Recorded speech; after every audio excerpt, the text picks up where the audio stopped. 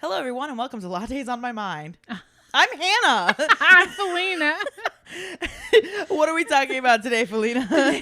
Today we're going to be talking about the Springfield 3. I don't even know what that is. Yeah, well, you're going to learn, and it's going to be chaos. Okay, so let's learn. Grab those lattes and join us for the journey.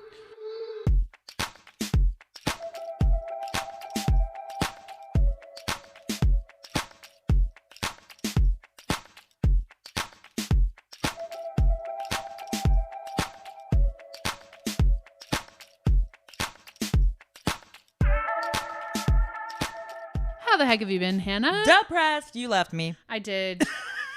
We have an announcement. We've broken up. No. We have broken up. This is our last podcast together. Just kidding. No. That's not what's happening. No. Don't freak out, all our fans. Don't freak out. All 33 of you. Don't freak out. Don't freak out. We are grateful for all 33 of you.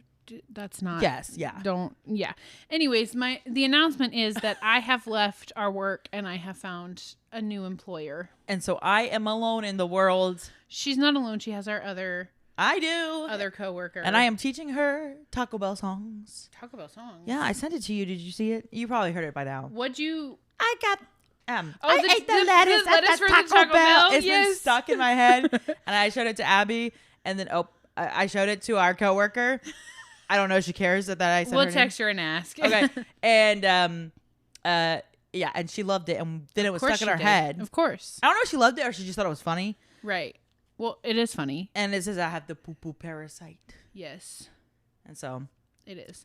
I don't think I've heard the whole version, but I've heard like the clips of like on TikTok. Yeah. So I'm already corrupting her in your absence. Naturally. I would expect nothing exactly. less. I was like, I gotta teach her the ways. I'm also old now, you guys. Just now? Yeah. I'm old. Guys, she had a birthday too. I did have a birthday. I'm 27. Don't even act. 27. Don't even act like this. I said the other day. She said, "What's wrong with 27?" And I said, "Hannah, nothing good has ever happened in anyone's 27th year Isn't that that I've when ever all the known." And then you said, "My 27th year was fine. It was great." And then she was like, "I mean, COVID happened."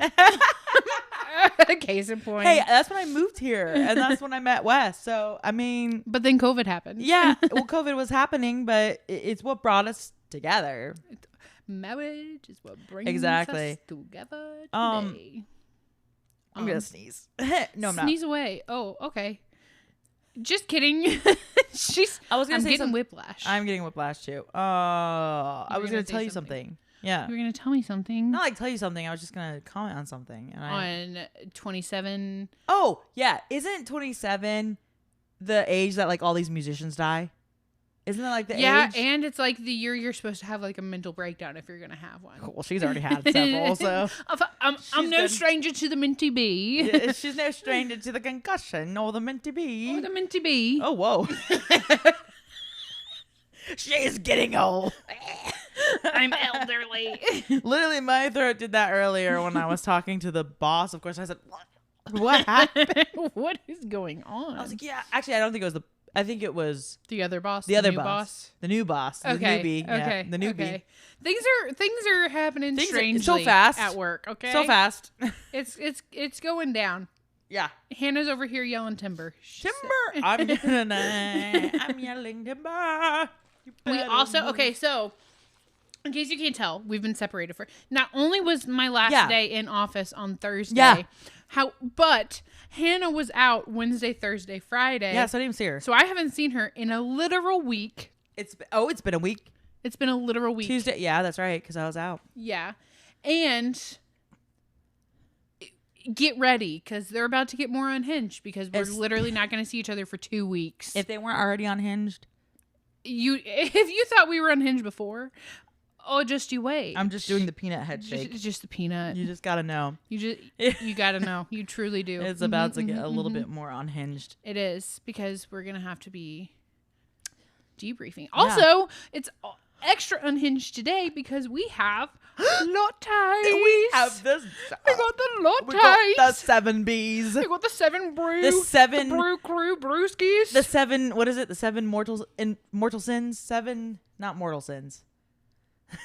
I'm lost. Like the 7 like deadly sins. Oh, the 7 deadly Yeah, sins. I said the wrong mortal. Okay. Yes. I was like, the what is she 7B talking about? is the 7. They're coming out with an app tomorrow. I know. Keep I'm your so peepers excited. open. All you 7 Brew lovers, it won't be tomorrow. It'll be Thursday, so it will be out. The app will be out. You got to go download it. Oh, when this releases. I was like, what do you mean? It's tomorrow, Felina. It's tomorrow. No, it'll be yesterday. If Felina remembers to post the podcast. Shut your whole mouth, Hannah.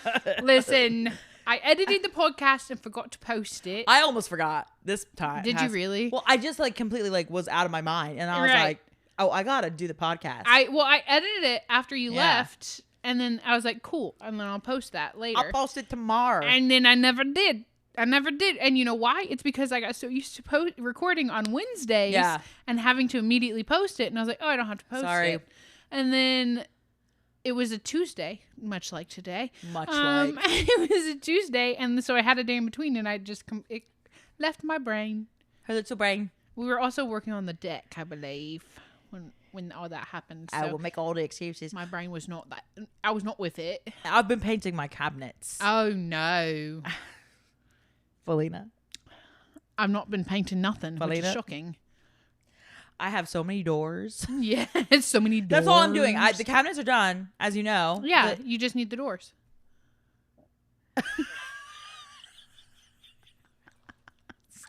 For leaving it in. Oh, you're leaving it in? You don't even want me to write it down? Did you guys hear that? Did you guys hear that? My throat literally gurgled. See, that's what mine usually does. What I'm saying is I have so many doors, and I'm using this. Thank God I'm using a spray gun thingy, whatever, to paint them. But like, it's the first time I've used one as well. And like, it was going Gucci. Used it already? No, I hadn't used it yet. Because we were going to last year, and then it got cold, and then Wes said we can't paint the cabinets when it's cold out, and so because they don't dry properly or something like that. Oh well, if you just bring them into the garage, they should be fine. You tell him. I can't. He said we had to wait. There's till no summer. arguing with that man. Once he's made his mind up, he's I've made his mind up. He's done research, Felina. Okay. He's done research. That's what he always tells me. Right. And so I've been out there in the garage, and like because I have to like rotate all of them out because we had the spray tent because he had to get the spray tent. So you already got a tent? Yeah. I'm thinking you're going out in the grass and spraying and then having to bring it back. No, you have a tent? I have a tent, but I'm having to like swap them out because like not all of them can fit in the tent because there's there's so many. 25, I don't know, 30 doors. I don't know. There's a lot. There's a lot. You do have a lot of cabinets. Because it's nice. like, it's nice until you start painting them. But because there's like faces of the doors or the drawers too. So you have to like paint those. And so I'm having to like paint them, and then this paint is so much thicker than the like primer I put on, obviously. Well, you gotta dilute it. Well, not with this one. Does it say you're not supposed it says to? Don't dilute. Or does it say you don't have to? You don't have to. You still can. Oh. Yeah. Well, shoot. Because I think that would have been helpful. Yeah. It would have been helpful for Lena because guess what? The first layer went on too thick, first of all. Right. Second of all, it decided to abort on me. Abort. And it did like Red a alert. stream. Oh, mine did that too. And I was like, are you kidding me? And then like it was like dripping and like I had to like paint, like try to get it up with the brush. And that was taking forever. And then of course I have to wait because if I flip them, then they get like stuck on the things. Right. And when you stack them, they get stuck together. Right. So it's been a whole debacle. Like I've still been painting it since like Wednesday. Last Wednesday is when I started. Oh my gosh, girl. And so like every night I've been having to do like a layer. There was one night. Are you sanding in between the layers? Of the primer. Wes said not the paint. Oh, okay. He's done research. I don't know. You still can. And then he came in last night. Sorry, this is getting long. And started telling me how I should do something. And I lost it on this man. She wound it up on him. I said, do not come in here when I've been doing this for hours. Yes. And I'm on the second layer of paint. Yeah. And tell me that I should paint these little cracks with a paintbrush so that they don't show. And I'm like, I'm not doing that. He's like, I can see some white. And I was like, it's like underneath the thing. I'm not doing that. It's the inside of the door. I'll paint the outside of them. So I kind of went off on him. But I was like, do not come in here. So you're not painting the insides? I am, but with a spray gun. But he wants me to take a paintbrush and like paint the gaps before I spray them because he doesn't think they're getting filled enough. He can kiss my ever loving. Batucas. That's what I'm saying, girl. And I said, Marshall does things like that to me I'm too. like, Why are they so infuriating? They're so men. They're so men. They're so men. They're so men. Sorry, that was a long rant. No, rant away. Because Wesley doesn't listen to this, and neither does Marshall. Yeah, so exactly. we can say whatever we want. They don't even know. The world knows. They'll never know. Marshall would know if we got too loud because he's right upstairs. Yeah. But, Well, he doesn't care what we say. Neither of them care what we say. He'd come down here and he'd defend his honor. That's what he'd be like, I'm sorry, I'm kicking this. Oh, my gosh. Oh, my gosh. Okay, there we go. That's okay. If you hear kicking, it's in there. She's keeping it. I'm keeping it because you know what? Y'all don't care. Y'all don't care. Yeah. It's just who we are. And who are they? The three. The three Springfields. Who are the three? The three Springfield. Probably. The Springfield 3. The Springfield Mark 3. it down if you want to comment. 11:35 is when we're starting our topic. Yeah. Not you, the people. At my brother. At David. No, Kevin. Kevin. David doesn't care. It's like Wrong brother. Well, I'm sorry. I met David. It's 50-50. No, I met Kevin. I'm all confused. You've met both of them. They were both at my wedding. I didn't. Well, I guess you didn't meet them. You met David during Sasquatch. Yes, I met David. That's why I always think when you say your brother, I say David. No, Kevin. Kevin's the one who knows all the facts. What that reminds me of? All you Directioners are going to be take you back. Directioners? One Direction when they were on the X Factor. Louis Tomlinson had like this pigeon. Well, he didn't have a pigeon. R.I.P. But there's something about I can't remember. Wait, no. is he the one that died? No, that's Liam. Oh yeah, God, sorry, Hannah, you uncultured swine. I know one of them did. Sorry. Which sucks because he was my favorite. Anyways, I'm sorry. It's okay. Rest in peace. Sorry for your loss. Thank you. What was I saying? Oh, Louis Tomlinson. There was a pigeon, and he named it Kevin, and he would say Kevin, and that's what reminded me of that. Anyways, okay, now for realsy, mark it down 12:52. The dyslexia hit for a second. It did. All right, the Springfield 3. Do you know what the Springfield 3 are? No idea what this is. Okay, I didn't know what this was until today. Indeed, because neither of us knew what we're going to be talking about. Because I'm not working, so I had literally all day to research. So she said, when should I do my 30 minutes of research? Shut up. I did more than 30 minutes. Up. I'll have you know the video I watched was an hour and a half long. Whoa. And then I watched another one that was 20 minutes long. Whoa. And then I did some research and some clickety-clacking. Whoa. Yeah. So, kiss my butt. No, thank you. June. Okay. Lock in. It's Lock in. Lock in. It's June 6, 1992. The day before my birthday. The day before your birthday. In Springfield, Missouri. Did you say 32 or 92? 92. Oh, wow. Okay. Recent. I know. Yeah. I know. But before I was born. 2 years before I was born. Pre-Hannah. Pre-Hannah. In the year of our Lord. Still an antique. Suzanne, or Susie Streeter, she was 19. Stacy McCall, who was 18, and that was Susie's friend, had both graduated from Kickapoo High School. Kickapoo. I got that poo-poo parasite. Hannah! Sorry, I'm sorry. You're good. I can't take anything seriously. We should play it. They know it. We should play it for the people. We'll play it for the people. Okay. We'll end it. We'll end it with the cuckoo. The cuckoo. I've also been alone the past 2 days. I see my mom it's- in the evening, and I saw my mom for lunch today, but that's it, really. She's used to seeing people daily. I've been by myself. It's been heavenly. Yeah. I crocheted. And yet you're like, Anyway, so they graduated from high school. They spent the evening celebrating with friends, moving between graduation parties, making plans for the next day. okay. Susie's 47-year-old mother, Cheryl Levitt, was home all night, basically refinishing like an armoire or something. Armoire. Did someone die? Sorry. We're gonna find out. Is this a murder? We're gonna find out. So Cheryl Levitt was born November 1st of 1944. She was 47. Did your throat gurgle? I didn't hear it. Okay, good. She was 47 years old when all this went down. This mom? Yes. Okay. She worked as a cosmetologist or like a hairdresser mainly, I think is what I saw. And was raising her daughter, Susie, as a single mother. Okay. Okay. So let me give you a little bit more backstory about her. She married Susie's father when she was young. Right. Had a son and a daughter. Then she divorced the father and took the kids and was raising them. Remarried this Levitt guy. What happened to the boy? I'm going to get there. Okay. Remarried the Levitt guy. The Levitt man. Okay. And then, they were doing their thing. Divorced him. Oh, goodness. There was some infidelity. not so nice things happening. Oh, abuse? Yes. Oh, yes. no. So, divorced both of them and then just continued, stayed single. Sure. Yeah. She said, never mind. As far as we know. As far as. Okay. Yeah. Now, she did have the older son. They were estranged. Okay. He had issues with alcoholism. Uh-oh. And I think that some of his father came out, maybe, potentially. This is me speculating. Ooh. That maybe some of his father Well, came yeah, out. I mean... Because it was bad enough to where they cut ties, basically. Okay. Now, Cheryl was a known heavy smoker. She lived with Susie at 1717 East Delmar Street in Springfield. Oh, we know their address. Okay. Yeah, we know their address. Well, it's the 1992. Yeah. But yeah, it's 1993, so yes, we know them. We know their address.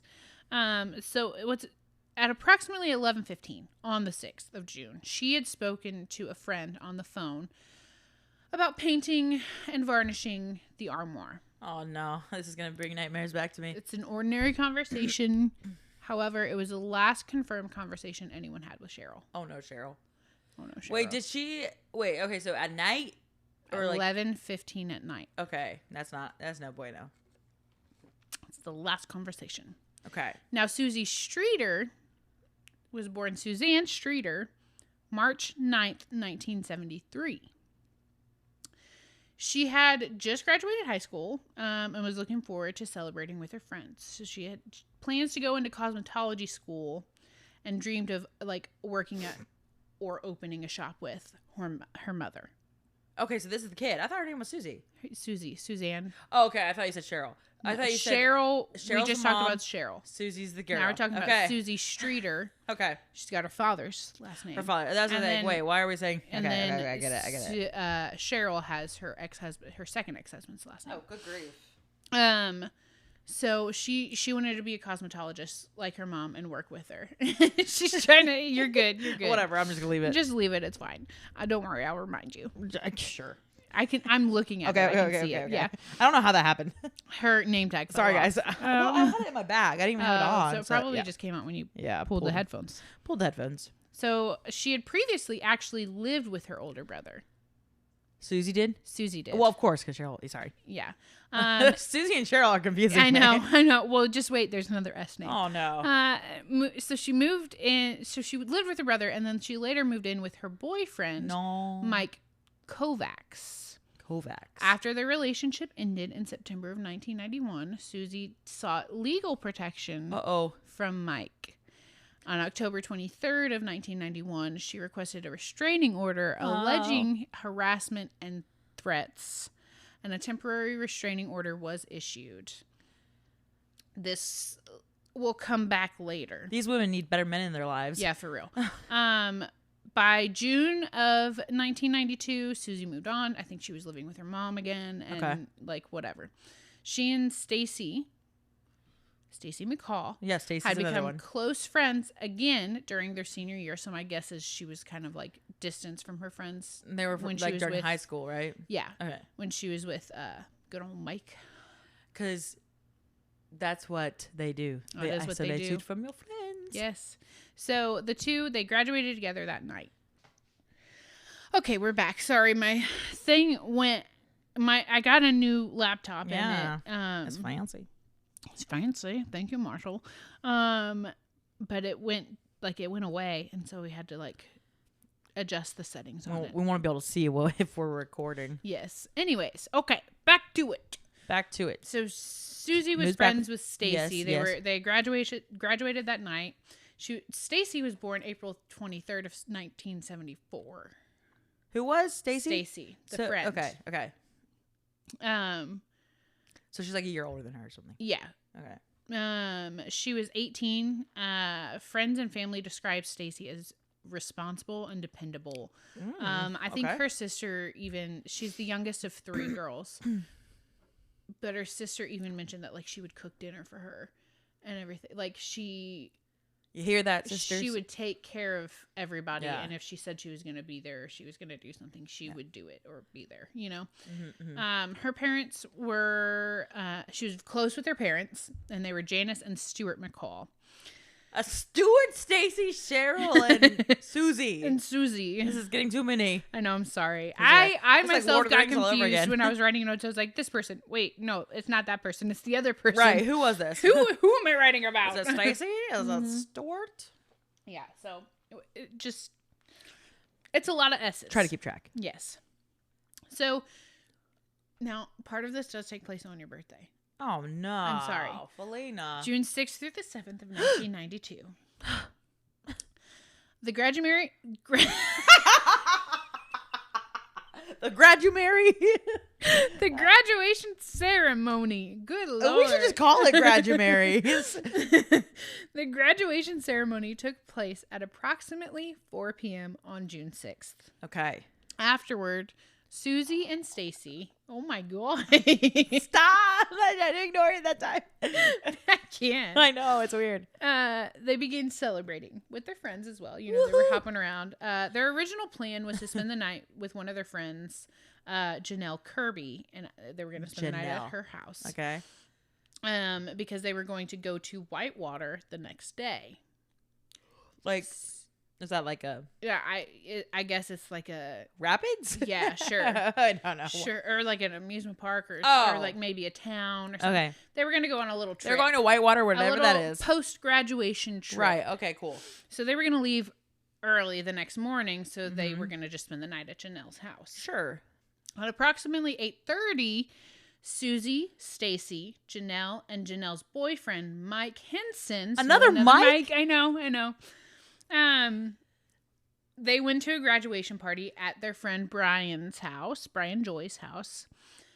The girls asked if they could maybe spend the night there instead, but they eventually moved on. They were like, no, never mind. We don't want to stay here. Well, I think that I saw somewhere that it was like, but they thought about staying there but they were going to keep going out and going to like all the other parties, all the other graduation parties. And by the time they got there, it was like 2:00 and he was like, bruh. They were like, nah, it's okay. We'll just go. Okay. We'll go with the original plan. We'll leave. Yeah. Like it was like they were kind of inconsiderate a little bit, but these things happen. These things. What can you expect from an 18 and a 19-year-old? Yeah. Truly. I mean, partying. Yeah. Party hardy. At approximately 10 p.m., Stacy called her mother. She told her that they were no longer planning to go to their friend's house that night. Instead, everyone would meet up the following morning around 8 or 8:30 and go to Whitewater together. So this was a lot of changing of plans, as teenagers do. And probably, hate to say it, don't know for sure, a little bit of underage drinking going on. So, you know. It was the 90s. It was the 90s. In Missouri. Like, of course there's going to be underage. What do you know about... Oh, what do you know about Missouri drinking, girl? There's nothing to do in Missouri. Fair. Anyways, yeah, so teenagers change plans all the time. They sure do. So this is just what was going on. They said, okay, actual plan, we're going to meet up at 8 or 8:30 in the morning. Too early. And we're going to... For real. And we're going to go to Whitewater. We're going to just kind of... Our last chill hurrah. for a second. Yeah. Sure. This was the last known phone conversation with Stacy. Again, meanwhile, Cheryl was home at 11:15. With Stacy? Yes. And Cheryl? So Stacy's the friend. Susie's the daughter. Oh. Stacy called her mom to let her mom know. Oh. Hey, just kidding. We're going to meet up at 8:30. Okay. Like, expect me to be home or something. Maybe. Or like, I don't know. There's a lot of names. Times. Yeah. So then Stacy, last she was heard from was at 10 p.m. Okay. On the phone. Cheryl, the mom, last she was heard from was 11:15. She spoke to her friend on the That's what I'm saying. Cheryl and Stacy, last they heard. Okay, this is not looking good. So the night continues on. At approximately 1:50 in the morning, police broke up another graduation party that Stacy and Susie were attending. Susie's the daughter. Right. And so they left because they were like, whatever. The police. The popo is her. Right. They returned to their friend Janelle Kirby's house. Right, Janelle. Around 2 o'clock in the morning. So they got there around 2 o'clock, but Janelle just graduated too. So her family was in town due to graduation. Yeah. So the house was kind of full. It was kind of crowded. They kind of wanted to stay up and kind of, chit chat for a little bit more. So they said, you know what? It's fine. Susie, the daughter, said, my mom, Cheryl, just got me a water bed. Oh, it's a king-size water bed. We can just go, me and Stacey will go and sleep on that tonight. Yeah. And we'll meet back at 8:30, Okay, yeah. And they were like, cool. All right. So that's what they did. She said, Stacey, you follow me home. And Janelle, I think Janelle could like hear the conversation. Like, Stacey, you can follow me. Like, she could hear them like saying their goodbyes, whatever. They left, and this was the last known point in which anyone can place the two girls. Oh my God. At 2 o'clock in the morning. That's not good. Which is June 7th. Sorry. My birthday. I know. I know it's not good. That's the last known. It's not good, Felina. I know. It's important to note the women were not immediately reported missing. Well, no, they never are. No. Well, their friends initially assumed that there'd simply just been a change of plans. Well, they've been changing plans all night. Right.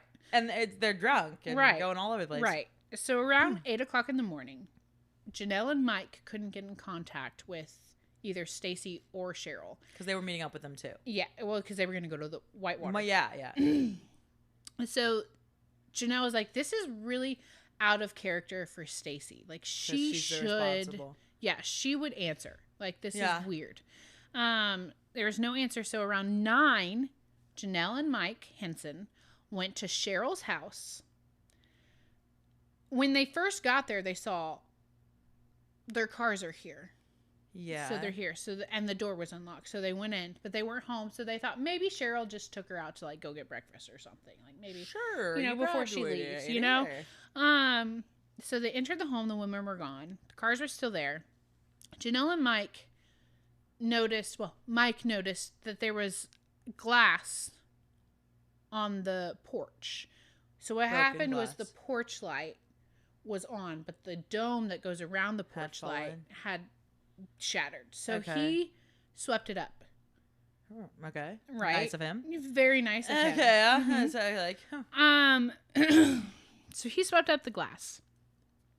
They eventually left, believing that there was maybe just a simple explanation, but like whatever. Then it became a little more alarming because Stacy's mother, Janice, was also trying to call and couldn't get a hold. So she went to the house. And she noticed the little things that like the teenagers didn't pick up on. All three women were missing, but almost like literally everything they owned was still there. Yeah. Their cars were there. Their keys were there. Keys? Their purses were there. Both Cheryl and Susie's cigarettes were there. Yeah, that's weird. And Cheryl was a known smoker. Yeah. And if you know anything about smokers, they're addicted to nicotine. There's a reason why they need smokers. the cigarette. Yeah. I mean, you can buy more, but that like the money, like there was money from Cheryl's salon, a deposit that was like it was like over $900 that she hadn't made yet. Like hadn't taken it to it was just there. Dang. All the graduation money was there. Like everything, like this is a little alarming. Yeah. And then, even stranger, she noticed that there was a message on the answering machine. Yeah, because back in those days. Yes, because there was answering machines on a landline. Yes. She listened to it, and it was very unsettling. It was a man making perverted comments, sexual comments. Yeah. And and so that unsettled her, but she remembered that Susie had said something about, oh yeah, there's like these calls keep coming in, right? Like they've been happening since they moved in. Okay. Oh. And so someone's just like making these calls to the well, house. an elderly gentleman was later arrested in regards to prank calling people's homes with making inappropriate comments. Man, that man was bored. Yeah. So they think that might have been him, but just like a coincidence, right? Sort of thing. Yeah. Okay. However, but it freaked her out. Yeah, it freaked her out. It would freak me out. However, answering machines are not the same then as they are now. Yeah. When she played it, it erased. Really? Yeah. I don't remember them erasing. I thought you could listen to. You could have like 6 saved messages. Yeah, or something. Yeah, you could set it. I was so like, she played it and it erased it. Oh, oof, shoot. So there's that. That's another thing. And she couldn't remember necessarily exactly what he said. She just remembered like, oh, he was saying something about this. And it was gross. So like, police never got a hold of that. Yeah. It was lost forever.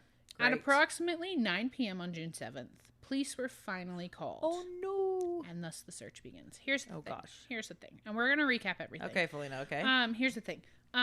You're I understand you don't, it's the 90s and it's like, oh, they're probably just went to got breakfast, whatever. Yeah. So many things have happened. There have been so many people in that house now. That crime scene is completely contaminated. Yes. There's also going to be, there's a blind that like got folded back or something. Yeah. But if they touched it, then right, yeah. And the glass being swept up. I mean, I understand them trying to look for them because here's the thing: they're not looking for him. At this point, they're going over and they're like, "Oh, other cars are here. They're probably doing something. Whatever. They'll be back." Yeah. In the meantime, Mike and Janelle thought they would do him a favor and clean up a little bit after. So they've cleaned up. Mike, Janelle. They thought they were being nice. They cleaned up the glass. They took the trash out. They cleaned up any of the other stuff that was out, like party stuff that was out. What's weird is the girls like makeup wipes were in the trash. Like their clothes were folded. Their like graduation stuff was folded. They had clearly gotten into their pajamas. Yeah. Right? Like they had gotten ready for bed. Yeah. And then their clothes for the next day were folded and sitting out to be put on. But like they're So it's like, and all 3 of their purses were in a room, like lined up. Weird. Which is weird as well. Yeah. Right? I would have been like, because if they went to breakfast, they'd have their purses. Right. They'd also probably not have all 3 cars and all 3 sets of keys. Yeah. Right there. Yeah. So they've cleaned up everything. And then Janice McCall comes over and she plays a message on the answering machine and erases it. Right. So like if that was a lead, it's gone. Yeah. It's completely gone. Yeah. Sorry, I keep hitting my mic. I know. It's okay. And so too much contamination has happened. Yeah. Yeah. So that's kind of like, I attribute that partially to what happens after. Oh gosh. Fully. Okay, so again, we're at the disappearance. The FBI investigated this, okay? And they estimate that why the FBI? The disappearance because the local police couldn't solve it. Oh, okay. I thought FBI for some reason only got called in when it was like across state lines. I always get confused by the rules. Because they're always like, no, it's an FBI case. No, it's like, yes, it's across state lines, or it's just like, unsolvable. Like, oh, you have 3 killings in 3 different counties. Yeah. That we've caught on to, or you've told us about, and they're very similar, and we have a serial killer on our hands. They get involved. They do other things. I only know about the serial killer aspect of it. Yeah. Of course. Sorry. But yeah, they do. There's other guidelines to it, I think. Speaking of serial killers, Wes has been wanting me to tell you that we're watching Dexter unbeknownst to you. Didn't you already watch Dexter? No, I've not seen it. You've never seen it? No, he watched it and I saw parts of it, but I was like, I'm not going to watch this. And what order are you watching it in? The original. The original order? Well, we're watching the original first. I don't know what. Is there like a certain order that you're like the kids? I know there's one. There's a prequel. You don't watch that kind of prequel first, in my opinion. Like you need to know him first. I feel. Yeah. But I think you should watch it in the order that it comes out. Yeah, I was gonna say I think Wes did that way. Mm-hmm. He'll probably just do whatever. Yeah. I told it, I was like, I don't know. Like, I wasn't really into it the first few episodes, but then I was like, okay, I can. I didn't like the first couple episodes either. Yeah, I watched it a long time ago. Yeah. And then I stopped watching it, and then I was like, I'll give it a try again. Yeah. It's getting a reboot, whatever. And then I liked it. If it was just the serial killer aspect, I probably wouldn't, like, keep watching it. But, like, because it's also, like, crime solving and stuff, it's more interesting to me. Yeah. But I'm like, they scare me.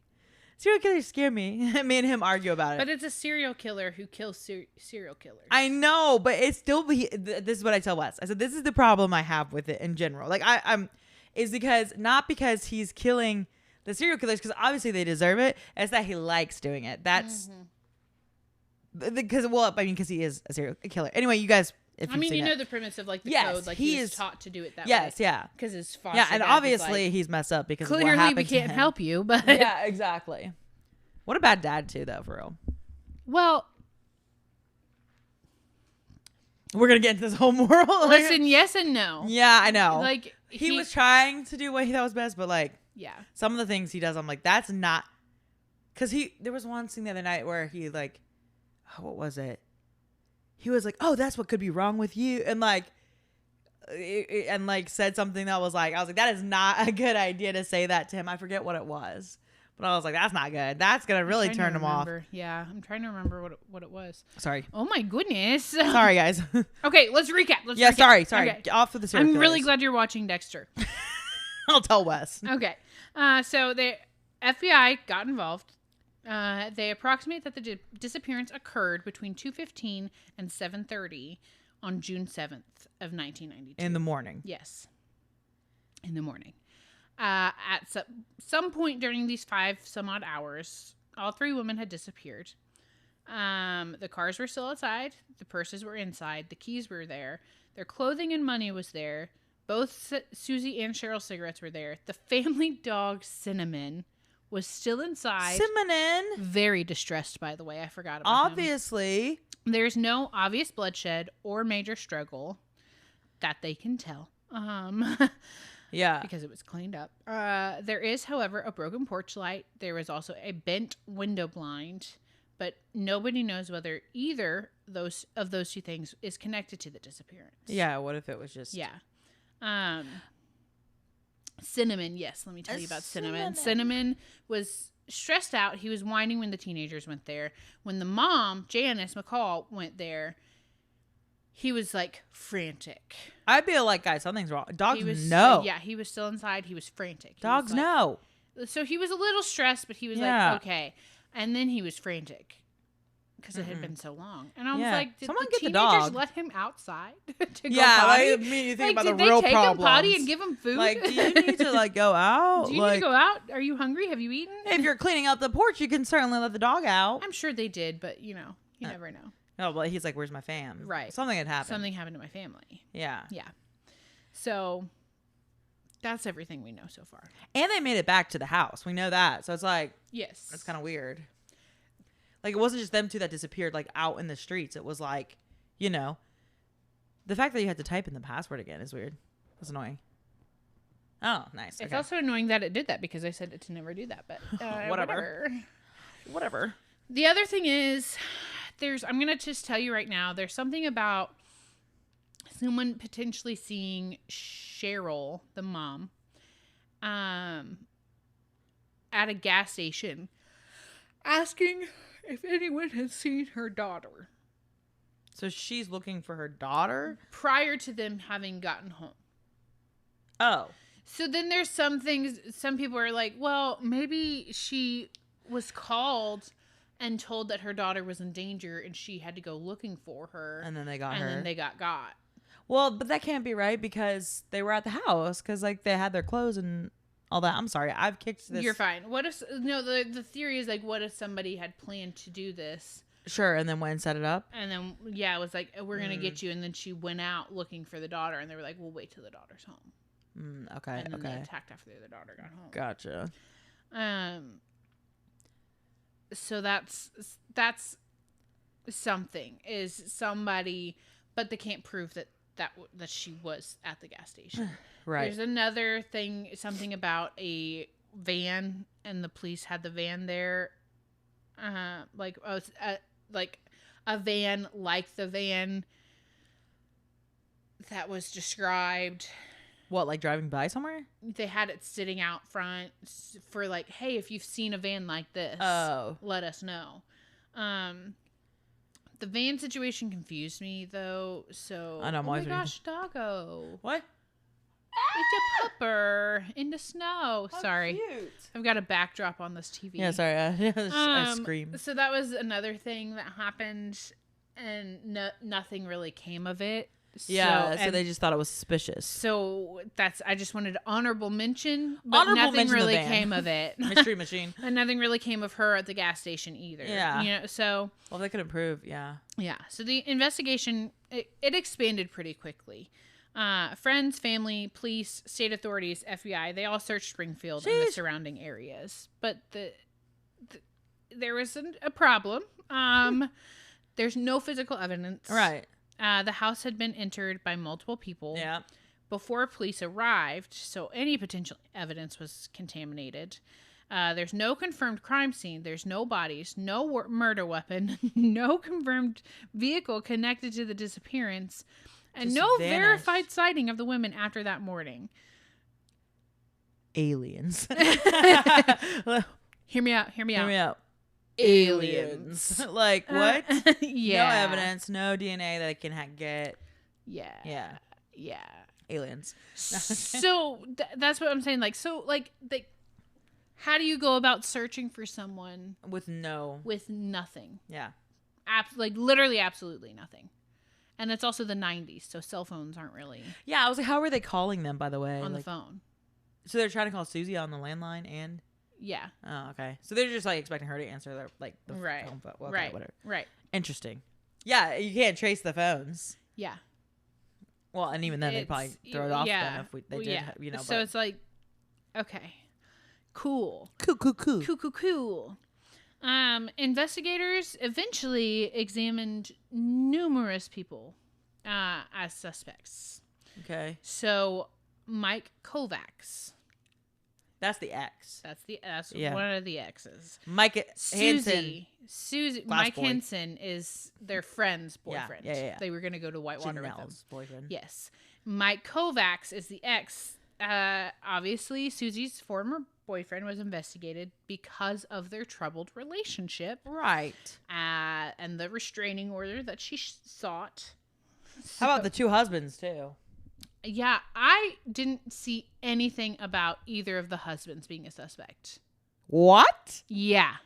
It's always the man. I know. I didn't see anything. Kidding, I guess she had been separated long enough. Okay, but still, like, if the brother's disturbed and, like, his father, then, like, well, the brother? The first husband,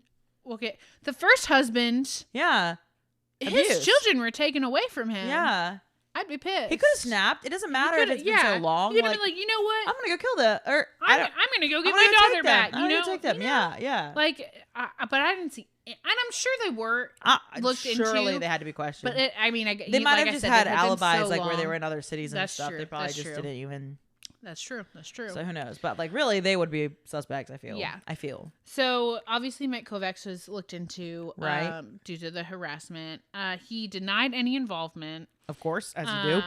I think he's the one, I didn't write this down. I think he's the one who said that his new girlfriend, he was with her. And then so they were like, what ifs? And then she, like, confirmed it or corroborated it. And then later she went back and said that he had threatened her and that she had to give him the alibi. And so then they looked into him again, but his parents confirmed that he was at the house. Okay. So he just made her. He had two alibis. Get in trouble. Now that to me is sus because I'm like, how it is. If this happened at 2:00 in the morning, those parents were asleep. Yeah. How would they know if he was at the house? Exactly. So he could have snuck out. Yeah. And gone and done something. Yeah. However, that being said, I'm assuming he's also a teenager. Yeah, how is he going to get 3 women? So that's the thing about it, too. Is yeah. They believed it was like one person. They didn't think it was a big Well, if they had a gun, like, I get it, but like, still tackle him, bro. Like, well, you have to get him to open the door too. Yeah. Because there's no forced entry. Yeah. Unless they entered from somewhere else and then somehow like went out the front door but didn't leave any trace. Unless the bent window, like unless they entered through the window and that was that. But then again, then it was closed again. It's contaminated already. Yeah. So like, there's no way of knowing. And who's to say like his DNA couldn't have been there? Because she lived with the boyfriend. Well, she lived with him, but I'm sure he was over at their house. Maybe I don't know. You know, like he had to have been at some point. I don't know. I don't know. Truly, I don't. But sorry. Give her a moment. Let me cook. He was never charged in connection with the disappearance. Okay. The next suspect is Dustin Rekla. Now, Rekla Dustin, where'd he come from? Was another former boyfriend of Susie's. Oh, no. He and 2 associates had previously been involved in stealing gold dental fillings from a corpse in the Springfield cemetery. Why would you do that? Why? Well, Susie had provided some information about the crime and could have potentially been a witness. And that created a possible motive for someone wanting to silence her. Sure. Rekla was investigated. He took a polygraph and later testified before a grand jury. And he was never charged in the woman's disappearance. Okay. Just the gold fillings. Yes. That's a good motive, though, of like you... And we're trying to hide another crime, whatever. Yeah. But like... But he was never... Yeah. I just don't... That just doesn't seem like a... I don't know. That seems like a... When you have nothing else to go off of. Yeah, though, true. You know, it's like you got to look into every little thing. Yeah. It seems like a lot of trouble to go through to get some gold filling. Sorry. From a cemetery? Oh, yeah. Why didn't he just like rob a jewelry store? I don't know. Well, because there's cameras on a jewelry store. There's not cameras in a cemetery. Now there probably are. But now there are. But like in the 90s, nobody was looking there. Anyway, so next we have Robert Craig Cox. Oh, he's guilty. He is. Oh. Just maybe not of this. Okay. He's guilty of something. Cox was convicted. He's a convicted criminal with a history that included kidnapping and robbery. Oh, okay, cool. Years after the disappearance of these 3 women, Cox claimed that he knew the women were dead. He was being interviewed. How do you know that? He told the interviewer in 1996 that he knew where they were, but refused to reveal the location. He said he would eventually provide all the information they needed to know about this after his mother died. What? As of 2022, she was still alive. I couldn't find anything past that. Girl. He never produced evidence that solved the case or helped the case in any way. Why would he say it? But he's never then? been charged with the disappearances. Because they have no evidence? Yeah. Even though he knows where they are? Supposedly? Even though he's not produced? Here's the thing about it. A lot of criminals, especially criminals that have already been convicted of things, will take credit for other things. Other people's, to make themselves sound bigger. Yeah. Because it's how they are important. Yeah. It makes them feel like they're more important. Ooh, I'm being sought. I'm being looked for. Yeah. And so it's not clear if this was the case in this instance or if he truly does know something. Is he still alive? I don't know. I think so. Tell us. I don't know. I didn't look at it. Anyways, okay. So that's him. He could know, he could not know. We don't know. But he do.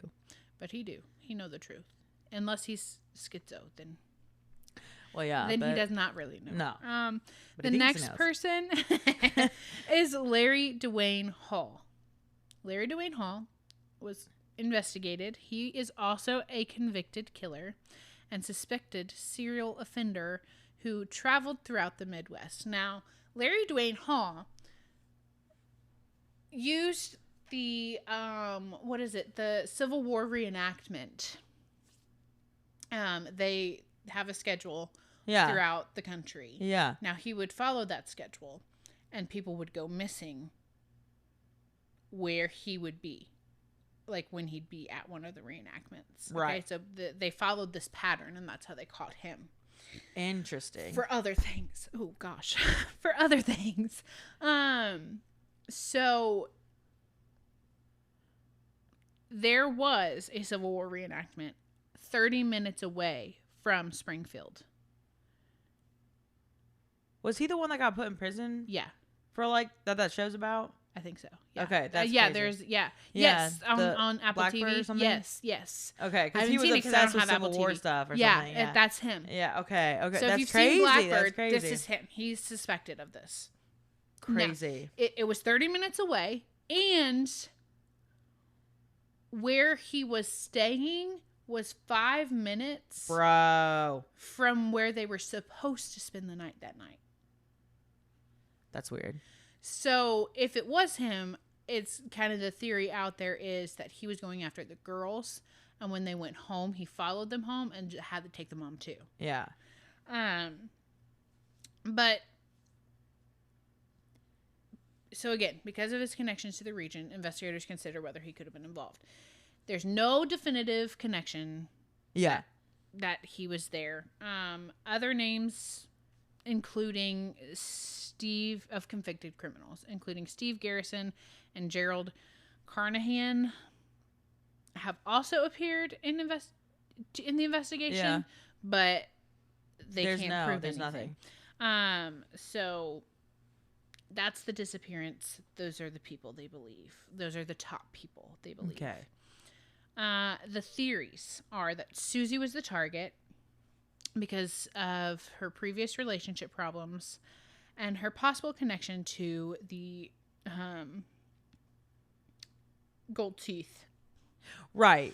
But like if she's but then it would have to be her ex in that situation just because of the gold teeth. But okay. Or her ex could have like hired someone to do it. True. So some people believe she was targeted. That raises the question though, why take Cheryl and Stacy too? Why not wait till she was alone? Well, if it was the guy who was the Civil War guy, if he was traveling, he wanted to get done with. But this is that Susie was the target because of her ex-boyfriend. Yeah, why wouldn't he wait? So why would he not wait until she was alone? Why would he take Cheryl and Stacy too? Yeah. But this would explain why there was no forced entry of, oh, that's your ex. Okay, come on in. Because as far as I know, as far as I know, there wasn't any like besides the crime abuse happening in that relationship. But besides the crime, so like people, small town, you're friendly. Yeah, whatever. True, but like, yeah. So we don't know. The next theory is that Cheryl was the target, and that whoever came to the house was looking for Cheryl, but because Susie and Stacy were originally supposed to be not away. there. Yeah. Susie and Stacy were there unexpectedly. Yeah. So they had to improvise. Again, if that were true, the three women may have just been caught off guard.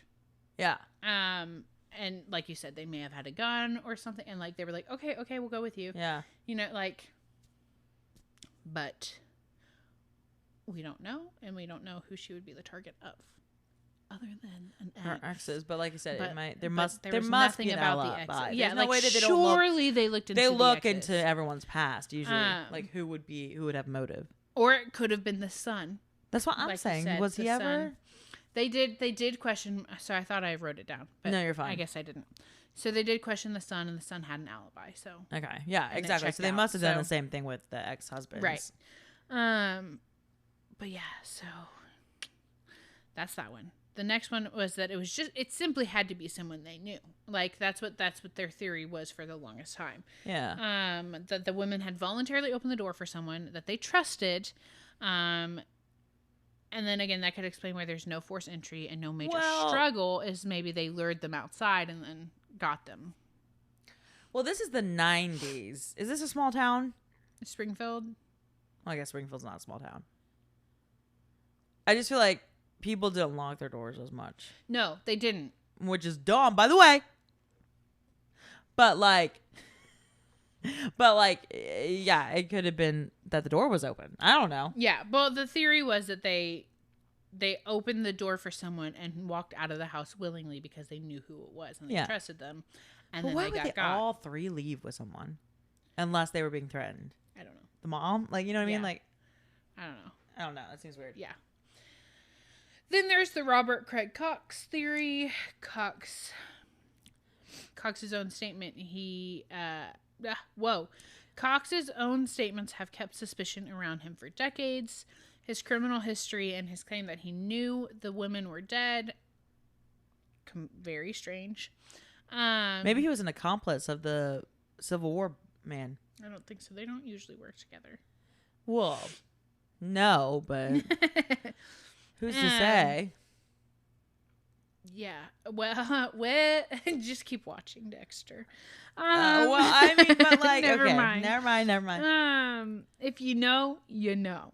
But yeah, it was possible. It's more likely that he was manipulating the investigators. True. Is the more sought. But why would he be manipulating? Because he could get a rise out of them. It makes him feel like he's in control. Yeah. Because he knows something they don't. Okay. So 34 years later, here we are. The FBI still lists the women as missing. Springfield police consider the case cold. It's technically cold, but they always have someone assigned to the case in case new leads come in. Part of that is Stacy's mom. Yeah. Was like advocating for all the, like, she was doing interviews on. She was the one who TV, on podcasts, on. Yeah. She passed away, but no, she hasn't passed away. Stacy's mom was the one who went to the house, right? Stacy's mom has not passed away, but she no longer does it. And like she used to be a part of like organizations to like help like families who have lost people who've gone missing or whatever. So she's always getting the story out. And so it's always bringing in new leads, basically. She's also the one who made the flyers, the missing person flyers. Okay. Originally that they put up. So she was in there like swimwear. Yeah. I mean, you're looking for your kid. Yeah. So they always have a detective assigned to the case. But it's cold. Yeah. Like none of the leads have ever followed, like actually led to something. Yeah. There have been searches, suspects, alleged sightings, confessions, theories, and countless tips. A court ruled Susie and Cheryl deceased as of June 8th of 1997, so 5 years and 1 day after they were last seen. This was mainly for like the brother. What about the other girl? Stacy. Hang on. I'll get to it. Okay, sorry. So the court ruled Susie and Cheryl deceased for like so that he could just proceed with like the assets. Okay, I see. Like, so the brother could get things basically. Yeah. And like sell the house and all this. Okay. Handle the estate, basically. Stacy McCall has not been declared legally dead. Okay. Her family refused, particularly her mother, Janice. She chose not to pursue the declaration because they didn't want to legally presume Stacy had died without knowing for certain and without having any bones. Yeah, I mean, so that would be a hard thing to do. Be like, yeah, they're dead. Like, yeah, just it's tough. Yeah, and it's also like the FBI still consider them missing, right? Like not. Yeah. Like, yes, they're legally dead. They've never found remains. They've never found even a bloody knife. Yeah, nothing. So, and honestly, crazy. I mean, they'd be old by now. Old. So. And where would they be? Exactly. You know, like. Yeah. Where would they be still, like, that old, being kept somewhere? Because the person who took them would be old as well. Even if they did, well, I think the theory too is like even if they got away somehow, They would have like resurfaced. new life. Someone would have recognized them eventually, unless they like went overseas. Yeah, which is possible. It is possible. If something had happened to them and then they ran away from that. Yeah, sure. But then they just had to kind of live out the rest of their lives. So yeah. What was happening? I know. So it's sad. It's sad, and It's not technically. See, when you were like, "Is this a murder?" Not technically a murder. Yeah, but technically a disappearance, and like, there's no blood. Yeah. Well, there's nothing. There's nothing. So if they were murdered, or unalived, then it happened somewhere else that they don't know where. And if it was the van, then the van be gone. Yeah. Yeah, that's weird. I don't like. What was with the van? I don't know. What was with the? And then the gas station attendant saying that they saw the mom asking if she had seen Stacy and Susie. I will say it seems like too much of a coincidence that the whole Civil War thing was also happening, because they followed him. Yeah. But he didn't ever claim. Well, yeah, but maybe he wanted to keep a mystery of one of them. I don't know. Maybe. I mean, I know he was like mentally unstable and all this crap. Yeah. Is he still alive? I don't know. I've not seen the documentary. It's Apple TV, and we don't have that. That's the one streaming service we don't have. Yeah. So. Crazy guys. Maybe we'll do a story about him. No! Maybe. You can do that. I get scared of serial killers. Oh, yeah. I'll do that one. If you would like to see that one, let us know. You can reach us at lattespodcast@gmail.com or on Facebook and Instagram under Lattes on My Mind. Or you can reach us on our website, lattespodcast.com. Or you can comment on any of our posts on Spotify, Apple, Amazon, Audible, or YouTube. Yeah. And I say that every time. I say it every time. That's not added in. Just so you guys know. Oh, I was like, what? Just so people I think they know because they've heard us struggle before. I know. I let her say it because she said it for 2 years, and I'm not trying now because one time I tried. She tried and she messed me up. I messed her up big time, and I said, okay, this is your thing. Yeah. I sometimes forget to say my name in the intro. It's like today. I'm Hannah. He said, I'm Hannah. I am. Yeah, but you guys know that. Yeah. Yeah. All right. Well, if you guys have any theories, or whichever one of you think is the most strong or theory, if you're Susie, Cheryl, or Stacy, you should definitely reach out to us. Reach out to us. Yeah. We'd love to have you on. We would love to know that you made it out. Yeah. As long as you're safe doing so. Yeah. As long as whoever was hunting you. It's okay. Yeah, we're not going to like put you in danger or anything. We just want to know. If you have any other topics for us, let us know. Also, do not forget to like and subscribe. And /follow. Yeah. And keep us in your prayers as Felina has moved on. I have moved on. Keep him. It's hard in to be your prayers broken specifically. up. Also, keep you're the one who's gonna be alone. Prayers. You're the one who's gonna be alone. I know. Also, keep Felina in your prayers. I'm talking in third person now because Felina has to take a test, and Felina's a horrible test taker. Yeah. So we might be we talked about drone things today, so we'll see if that happens. That'll be exciting. Then I have to take a test. Yeah, but your test is a lot more fun than my test. Maybe your test isn't really a paper test, is it? Yeah, it's a test.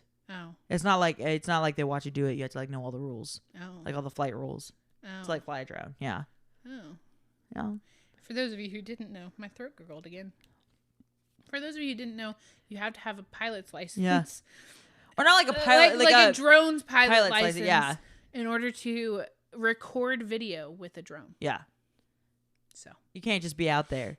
If you are like, I don't know. If you're a hobbyist and you're doing that, that's one thing, I think. But I think that's fine. But and there are some legal ones that like fly low enough, I think, that you don't have to. But like if you're doing it commercially or anything like that, you got to get that license, guys. You gotta get a license. You gotta get the license. I think drones would have helped. And Susie and Shelly, that's not her name. Stacy's and Cheryl's. Cheryl and Stacy. Yes. Yeah. That would have helped. How so? They could be looking for him with that drone. But by the time they were reported, it was 9 p.m. I'm just the next saying. day. I'm just trying to tie it in.